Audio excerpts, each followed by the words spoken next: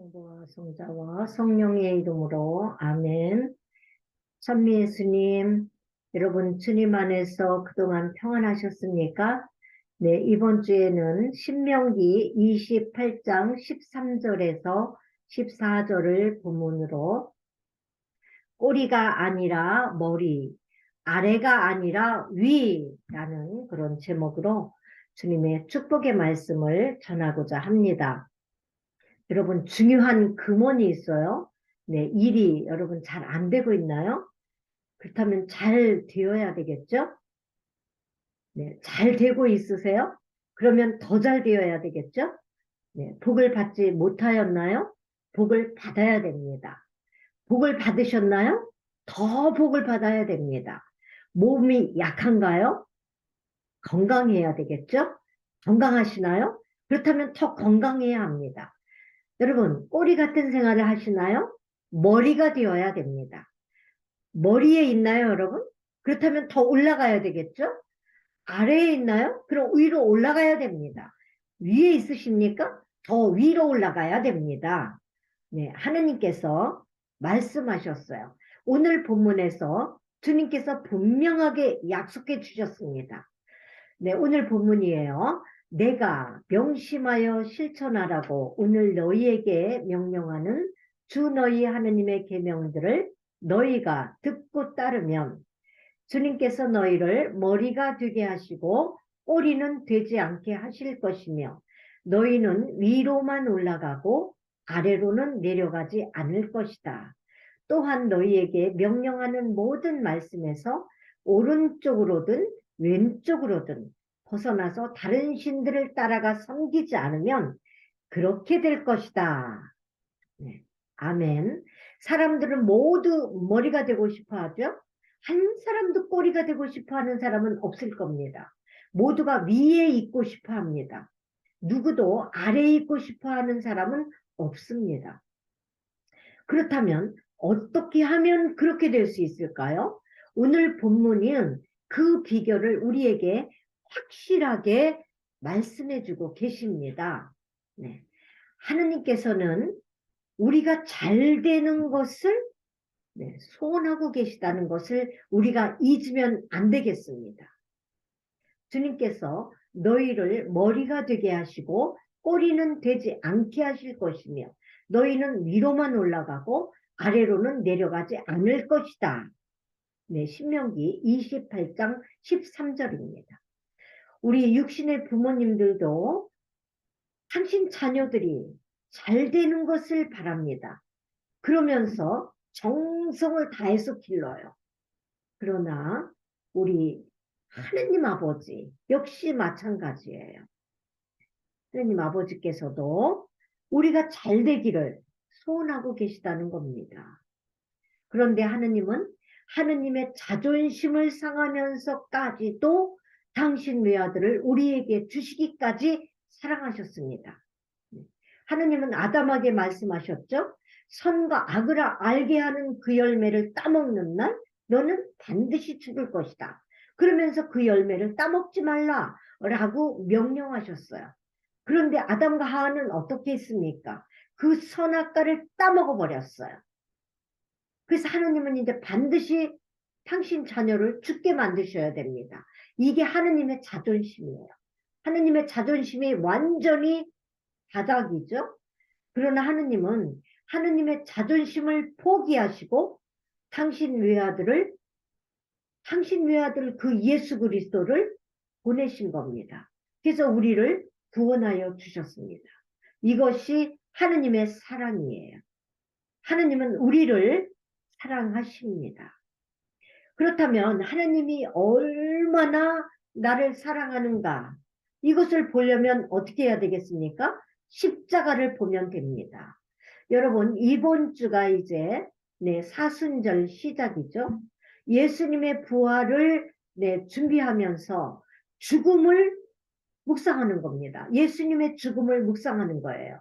우리의 십자가를 믿고 십자가의 삶을 살아가는 우리들이 어떻게 하면 예수님의 부활을 경험하면서 살 수 있는가를 깊이 생활로서 삶으로서 체험하며 몸소 살아내는 것이 사순절 아닙니까? 이 사순절을 기해서 우리는 하느님께서 얼마나 나 자신 하나 개개인을 사랑해서 죽으셨는지를 깊이 묵상하는 은혜의 시기가 되었으면 좋겠습니다. 하느님은 우리가 머리가 되게 하시고 꼬리가 되지 않게 하시고 위로만 올라가고 아래로는 내려가지 않기를 원하고 계시다는 사실을 우리는 분명히 알아야 됩니다. 이렇게 되기까지는 어떠한 비밀이 있는가요? 뒤에 우리가 기대하고 있는 분이 있다는 것, 그것이 바로 우리를 그렇게 살 수 있도록 힘의 그 원동력이 바로 우리 뒤에 계신 우리 주님을 믿는 것이 큰 힘입니다. 여러분, 구화가 잘못되기 쉬운 것이 무엇인지 아십니까? 뒤에 기대하는 사람이 없기 때문에 그렇습니다. 기대하는 사람이 뒤에 있다는 확실한 믿음이 있다면 그 기대에 맞추느라고 애를 쓰게 됩니다. 하느님은 우리 모두가 머리가 되고 위에 있기를 기대하고 계십니다. 그렇기 때문에 우리는 그분에게 속한 자가 되기만 하면 그렇게 될 수 있다는 결론이에요. 그러면 그렇게 될 수 있는 비결은 두 번째가 주님의 명령을 그대로 지켜서 행하는 것이다 라고 14절에서 또 명령하고 계십니다. 너희에게 명령하는 모든 말씀에서 오른쪽으로든 왼쪽으로든 벗어나서 다른 신들을 따라가 섬기지 않으면 그렇게 될 것이다 라고 말씀하십니다. 그렇게 되는 게 무엇이에요? 머리가 되게 하시고 꼬리는 되지 않게 하시고 위로만 올라가고 아래로는 내려가지 않는 것, 그렇게 되게 하신다는 거예요. 이것을 성경에서 찾아보면 그 증거가 분명해요. 모세를 보면 알 수 있습니다. 모세는 파라오에게 가서 당신의 백성들을 내보내 달라고 파라오와 대결을 합니다. 이게 말이나 됩니까? 그때 당시에 절대 군주였습니다. 전제국가의 절대 왕이었어요. 황제였어요. 이 파라오에게 모세는 가는 겁니다. 누구를 믿고? 하느님을 믿고 가서 겨라니로 바위치기, 그런 격이었던 대결을 벌이게 되는 거죠. 그래서 하느님은 모세를 선택해서 너 파라오에게 가라. 그래서 모세와 파라오와의 그런 대결은요, 겨란으로 바위치기나 같은 거였어요. 겨란으로 바위치기. 겨란으로 어떻게 바위를 치겠습니까? 그러니까 그 배후에 계신 하느님께서 10가지 재앙을 파라오에게 내리는 거예요. 그래서 결국 이집트에서 탈출하게 되죠. 탈출하는데 이 파라오는 또 자기 하느님을 믿지 못합니다. 그러면서 병거 600대를 다 이끌고 모세를 추격해 가지 않습니까? 그럼 병거가 600대면 군사는 몇 명이겠습니까? 병거 한 대에 대개 3명, 4명은 타는 거 아닙니까? 이 기하급수적인 병거와 이 군사를 이끌고 히브리 민족들 아무 무기도 없어요. 이런 민족들을 추격해 가는 겁니다. 모세, 하나님께서 뽑으신 그 지도자 모세는 어떻게 했어요? 그러나 모세는 흔들리지 않습니다. 왜? 하나님을 믿기 때문에, 하나님의 명령을 믿기 때문에. 주님께서 너희를 위하여 싸워주실 터이니 너희는 잠자코 있기만 하여라. 모세에게 히브리 민족들을 막 대듭니다. 우리가 죽을 곳이 없어서, 우리가 묻힐 곳이 없어서 우리를 데리고 와서 이 위기로 모느냐, 그러면서 다 모세에게 반항합니다. 그러나 모세는 조금도 흔들리지 않아요. 오른쪽으로든 왼쪽으로든 벗어나지 않습니다. 하느님만을 굳게 믿으면서 우리를 위하여 싸워주실 터이니 너희는 잠자코 있기만 하여라 라면서 굳굳하게 주님이 어떻게 하실지를 기대하는 자가 바로 모세였습니다. 모세는 하느님이 말씀하시면 그 말씀을 마음에 두고 어떤 일이 있어서 있다 하더라도 왼쪽으로 오른쪽으로도 벗어나지 않습니다. 성경 최고의 믿음의 고장이 바로 모세였죠. 모세를 평가하는 모세오경에서 이야기하는 모세는 이런 자였습니다. 모세는 주님께서 명령하신 대로 다 하였다. 다 하였다. 어떤 것은 하고 어떤 것은 안 한 게 아닙니다. 다 하였다. 라고 그렇게 모세를 평가하는 거예요. 어떤 어려움이 있어도 오른쪽으로나 왼쪽으로나 조금 더 흔들리지 않은 믿음의 자세를 모세는 가지고 있었습니다. 광야에서 40년 동안 살면서 한 번도 자기 마음대로 움직인 적이 없어요. 언제나 구름 기둥을 따라갔습니다. 불 기둥의 보호를 받았습니다. 하느님의 인도하심에 자신의 모든 전권을 다 맡겼습니다. 아무리 살기 좋은 오아시스라고 할지라도 구름 기둥이 딱 떠오르면 떠나가는 겁니다. 아무리 파란 광야가 살기 어려웠어도요. 그 구름 기둥이 그대로 있으니까 38년 동안 거기서 사는 겁니다. 모세는 오른쪽으로도 왼쪽으로도 벗어나지 않았습니다. 하느님이 모세를 위에 있고 아래에 있지 않게 하셨어요. 머리가 되게 하셨습니다. 꼬리가 되지 않도록 해주셨습니다. 하느님 외에는 다른 신을 섬기면 안 되면, 섬기지 않으면 그렇게 된다고 얘기했어요. 머리가 되고 꼬리가 되지 아니하고 위에 있고 아래에 있지 않게 해주신다고 약속해 주셨죠. 이 약속을 굳게 믿는 겁니다. 오직 그렇게 해주실 분은 하느님밖에 안 계세요. 하느님이 그렇게 해주신다는 것이지 인간의 노력으로 되지 않는다는 겁니다. 하느님이 우리에게 그렇게 하여 주시기를 원한다면 하느님만 섬겨야 돼요. 다른 신을 섬기면 안 됩니다. 하느님은 질투하시는 하느님이세요. 하느님이 가장 질투하는 것이 있었으니 그것이 무엇인가 하면 다른 신을 섬기는 거예요. 그렇다면 다른 신이 무엇이죠? 석가모니 다른 신입니다. 아스타로, 밀곰, 그모스, 바알, 아세라 다 다른 신입니다. 우상이에요. 최고의 축복을 전무후무하게 받았던 솔로몬이 바로 아스타로, 밀곰, 그모스, 바알, 아세라 이런 우상을 섬겼지 않습니까? 그 후 그 솔로몬의 최후가 어땠습니까? 결국 왕국이 쪼개지는 그러한 역사를 맞이하지 않습니까? 네.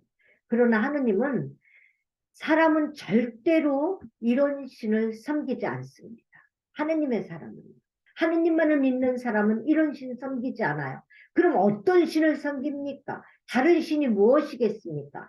하느님의 사람에게 있어서 다른 신은 하느님보다 더 사랑하는 것이 다른 신이에요. 이게 다른 신이 세 가지가 있습니다. 하느님의 사람들이 섬기는 다른 신 세 가지. 돈과 명예와 쾌락입니다.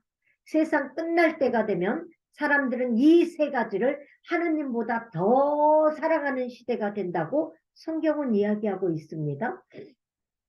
그렇다면 네, 하느님의 사람이 더 사랑했던 것이 무엇인지 한번 보겠습니다. 명예를 하느님보다 더 사랑하는 사람이 아담이었어요. 선악과를 따먹으면 하느님처럼 된다고 하니까 하느님처럼 되려고 선악과를 홀랑 따먹었어요. 하느님의 명령을 정면으로 대들면서 지키지 않았습니다. 명예를 하느님보다 더 사랑하는 사람이 아담이었습니다. 또 돈을 하느님보다 더 사랑한 사람이 있었죠. 누구입니까? 남종과 여종을 소가 받았을 때에 그 남종과 여종을 배상하는 그 배상금이 은전 30냥이었어요. 그런데 우리 예수님을 그 은전 30냥에 팔아버린 자가 있었습니다.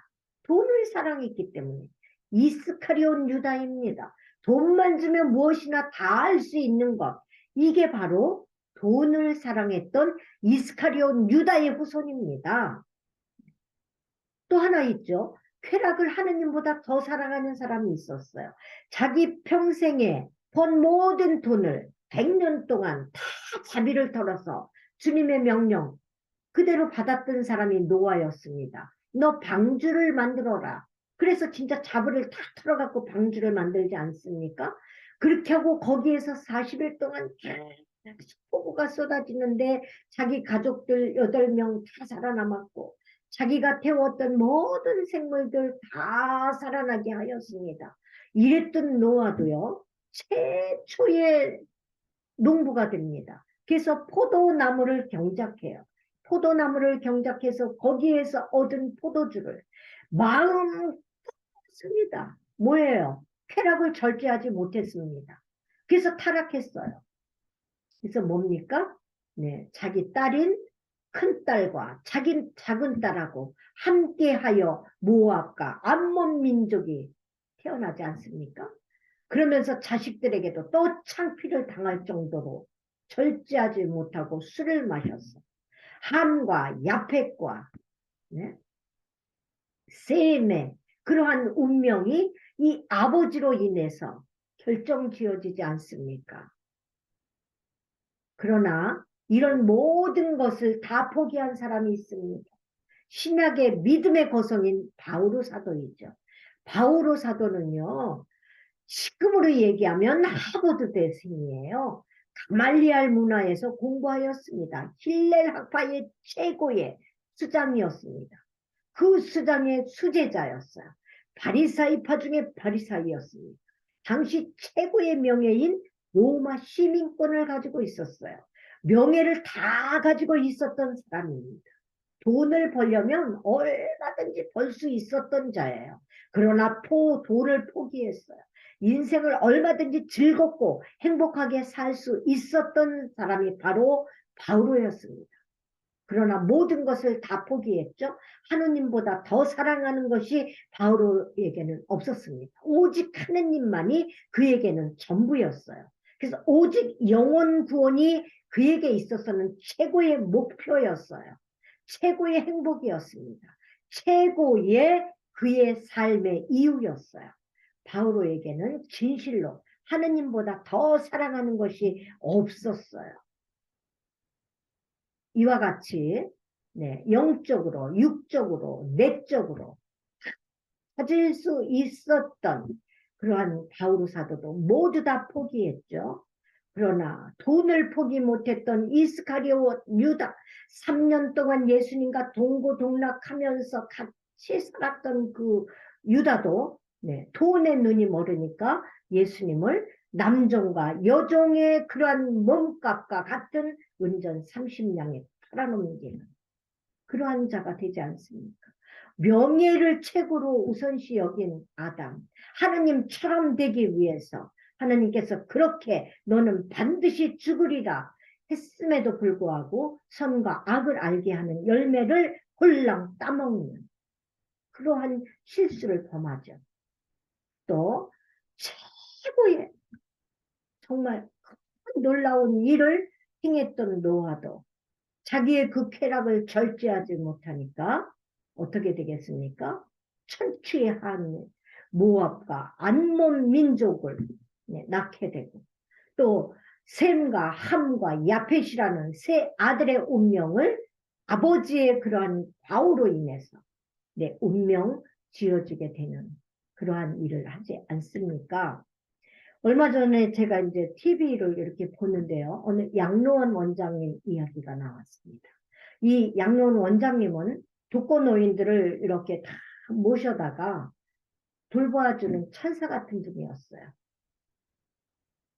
그래서 이 노인들이 밤만 되면은 원장님 옆에 가려고 서로 막 그냥 자리 다툼을 하는 겁니다. 그리고 이제 어느 날 시장을 가잖아요. 그러면 어디 갔다 왔냐고 난리법석을 떠는 거예요. 그래서 이분에게 이제 인터뷰를 했습니다. 원장님, 가장 하고 싶은 것이 뭐예요? 그랬더니 이렇게 말씀하셨어요. 예수님의 발자취를 내가 이 눈으로 보는 성지순례를 하고 싶어요. 그렇다면 원장님 언제 가실 생각이에요? 이렇게 물었습니다. 그랬더니 저 성지순례 못 가도 괜찮아요. 나는 천국에 가서 성지순례 할 거예요. 그래서 또 다시 이렇게 물었습니다. 어떻게 천국에서 성지순례를 하나요? 그랬더니요. 나는 이 땅에서는 할아버지 할머니들 때문에 양로원 떠날 수 없어요. 천국에 올라가서 이 성지순례 온 세상을 다 내려다보려고 그래요. 천국 성지순례 할 겁니다. 그러면서 눈시울을 적셨습니다. 그렇습니다, 여러분. 하느님보다 더 사랑하는 것이 우선이에요. 하느님은 하느님보다 더 사랑하는 것이 있기를 원치 않으십니다. 그래서 아우구스투스 스트롱이라는 분이 하신 말씀, 유명한 말씀이에요. 전도자를 길러내지 않는다면 교회는 무엇 때문에 있습니까? 그들을 훈련시키지 않는다면 교육은 무엇 때문에 있습니까? 그들을 태워서 운송하지 않는다면 돈 버는 이유가 뭐가 있겠습니까? 그들을 보내지 않는다면 돈이 뭐 때문에 필요합니까? 네, 전도의 목적을 완수하지 않는다면 인간의 마음속에 그리스도를 왕으로 또 모시지 않는다면 우리의 그 삶 자체가 무엇을 위해서 있는 것입니까? 이렇게 세상을 향해서, 크리스천을 향해서 질문하셨다는 겁니다. 여러분, 결론이에요. 우리는 영혼 구원하라고 하시는 주님 명령에서 조금도 왼쪽으로든 오른쪽으로든 치우치면 안 돼요. 우리 하느님은요, 하느님의 자녀인 우리 모두가 다 머리가 되기를 바래요. 꼬리가 되는 것을 원치 않으십니다. 위에 있기를 바라죠. 아래에 있기를 원치 않으세요. 그렇다면 어떻게 하면 그렇게 되나요? 제가 세 가지로 정리했습니다. 우리가 잘 되는 것. 이게 바로 하느님의 소원이에요. 우리 부모님의 소원이 자식이 잘 되는 것이 소원인 것처럼 우리 하느님 아버지도 우리가 잘 되는 것이 하느님의 소원이라는 것. 우리가 잊지 말아야 되겠습니다. 그렇기 때문에 하느님께서 명령하신 그 말씀 그대로 지켜서 행해야 됩니다. 선과 악을 알게 하는 열매는 먹지 말라. 너는 반드시 죽는다. 이렇게 말씀하신 그 하느님의 그 자존심을 우리가 세워드려야 되는 거예요. 하느님의 명령을 그대로 지켜서 행해야 되겠고요. 하느님 외에 다른 신을 섬기면 안 됩니다. 우리는 우상 숭배하지 않아요. 그죠? 하느님의 사람이기 때문에 그렇습니다. 그렇다면 하느님의 사람에게 있어서 다른 신이란 무엇이겠습니까? 돈과 명예와 쾌락이에요. 지금 이 시대에 돈이면 다다 그러지 않습니까? 명예면 다다 그렇잖아요.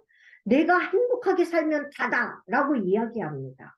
그러나 하느님 외에 돈과 명예와 쾌락을 우선시하면 바로 그것이 다른 신이라는 것입니다.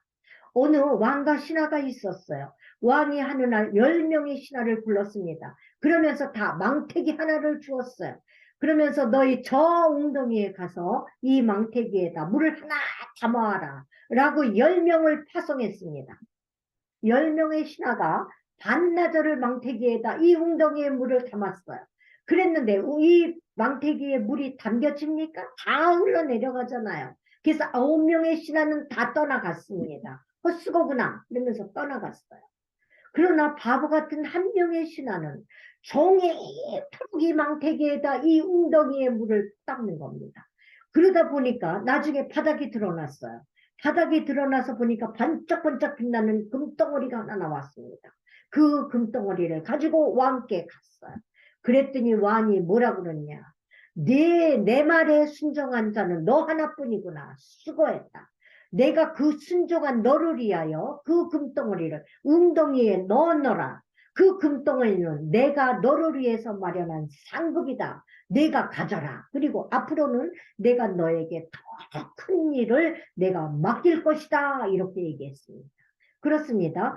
하느님 말씀에 오른쪽으로든 왼쪽으로든 치우치지 아니하고 다른 신을 섬기지 아니할 때 머리가 되고요. 네, 꼬리는 절대로 되지 않는다고 약속해 주셨죠. 위에 있을지언정 아래는 있게 되지 않는다고 약속해 주셨습니다. 그 말씀 그대로 하느님을 사랑하고 하느님이 명령하신 그 말씀 따라 살아가는 자에게는 그대로 우리에게 동일한 축복이 주어진다는 거예요.